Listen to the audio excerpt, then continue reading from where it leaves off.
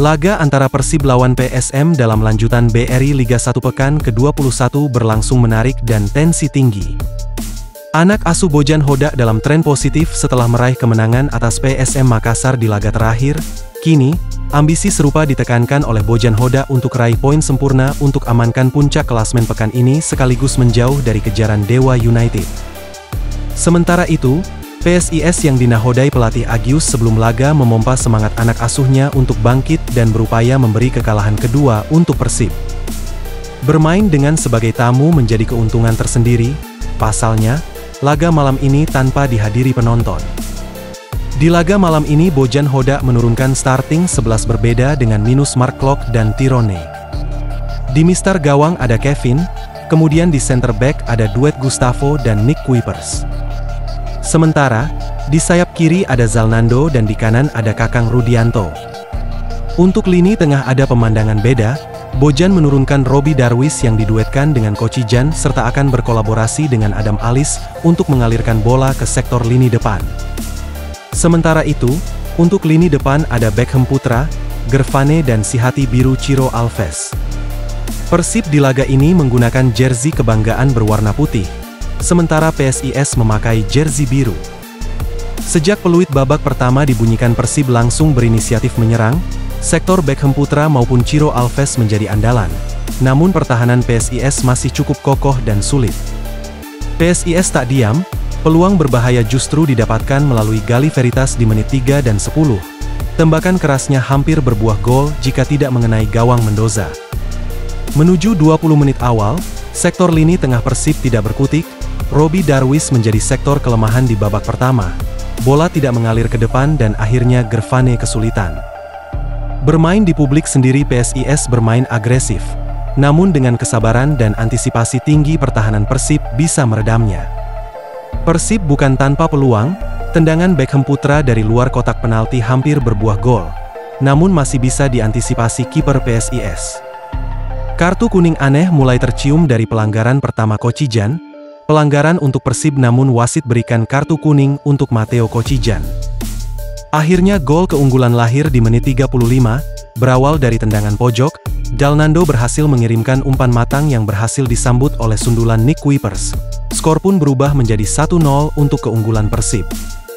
Unggul 1-0 membuat PSIS meningkatkan intensitas serangan, bertubi-tubi Persib digempur habis-habisan. Kecerobohan datang menjelang menit akhir. Pelanggaran tidak perlu Kocijan menghasilkan kartu kuning kedua, Persib pun harus bermain dengan 10 pemain. Hingga peluit babak pertama dibunyikan tidak ada gol tercipta, Persib masih unggul 1-0. Jika hasil ini bertahan, maka Persib akan semakin kokoh di puncak klasmen, dan jarak dengan Dewa semakin jauh. Hasil pertandingan ada di tumbanil kami. Sebelum laga, Bojan Hodak minta pemain Persib waspadai motivasi tinggi PSIS Semarang. Pelatih Persib Bandung Bojan Hodak meminta timnya untuk mewaspadai motivasi tinggi PSIS Semarang pada pekan ke-22 Liga 1 Indonesia di Stadion Jatidiri, Semarang, Minggu malam. Dikutip dari laman resmi klub, Minggu, Hodak menjelaskan motivasi tinggi PSIS Semarang ini hadir karena skuad asuhan Gilbert Agius tersebut tengah mengusung misi bangkit. Pelatih asal Kroasia itu menambahkan pemainnya akan kerja keras untuk bisa tetap menjaga tren positif. Saya rasa, ini, posisi PSIS, membuat tingkat kesulitannya berlipat ganda karena mereka harus mendapatkan poin. Jadi saya yakin akan menjadi laga sulit tapi saya harap kami bisa mendapatkan hasil positif. Jelas Hodak. PSIS Semarang pada 7 pertandingannya di Liga 1 Indonesia diketahui, hanya mampu mengamankan 1 hasil imbang dan menelan 6 kekalahan. Di sisi lain, Persib Bandung tengah berupaya untuk melanjutkan tren positif setelah pada 2 pertandingan sebelumnya dapat mengalahkan Arema FC dan PSM Makassar. Bek Persib Bandung Nick Kuipers menegaskan 3 poin kontra PSIS Semarang menjadi harga mati bagi timnya untuk menjaga jarak aman di puncak klasemen sementara dari kejaran para pesaingnya. Pemain berkebangsaan Belanda itu menilai laga akan berjalan menarik karena PSIS Semarang merupakan tim kuat dengan materi pemain berpengalaman. Saya antusias bermain melawan Semarang dan berpikir ini akan menjadi laga yang menarik untuk disaksikan. Kami ingin meraih kemenangan untuk tetap menjadi nomor 1 di Liga.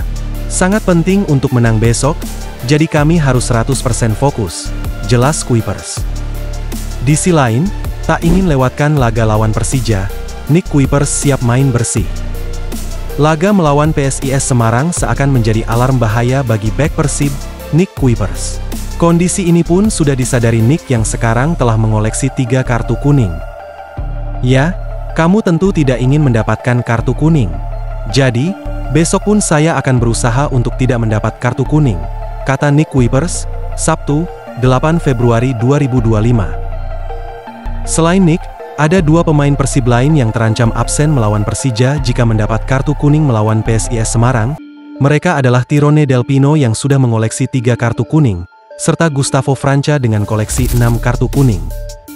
Tirone sudah mengunci garansi untuk bermain melawan Persija, sebab saat ini, Tirone tidak dibawa ke Semarang karena mengalami sakit. Oleh sebab itu, Nick pun memastikan ingin bermain bersih melawan PSIS Semarang. Sehingga nantinya, Nick bisa turun dalam laga krusial melawan Persija Jakarta. Setiap pertandingan, saya ingin bermain bersih tanpa kartu. Jadi, besok saya juga akan mencoba mencapai itu, pungkasnya. Berita lainnya.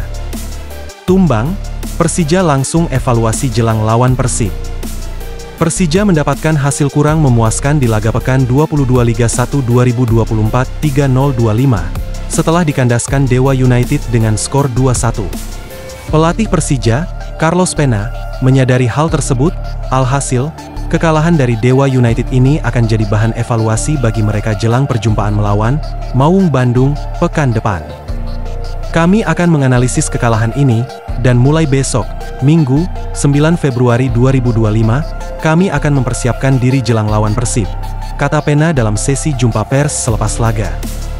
Pena mengajak para pemain Persija untuk segera bangkit selepas kekalahan dari Dewa United ini. Menurutnya, kekalahan ini bukan sesuatu yang harus direnungkan secara berlebihan.